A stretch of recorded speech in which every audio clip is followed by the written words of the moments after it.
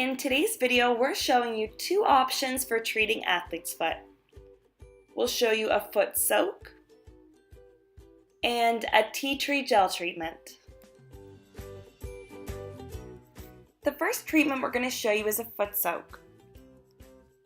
So you'll need 3 tablespoons of sea salt, and sea salt helps to kill off any fungus that might be on your feet, and it also helps to reduce excessive sweating. Then we'll use a cup of apple cider vinegar, and apple cider vinegar is also really great for killing off fungus and bacteria and for balancing out the pH of your skin. So then we'll take the sea salt and the apple cider vinegar, add them to hot water, and soak your feet for 20 to 30 minutes. After your foot soak, you can follow up with this aloe tea tree treatment.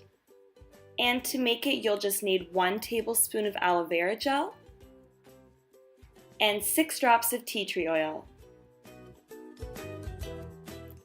Aloe vera is super hydrating and nourishing, making it great for treating flaking, irritated skin.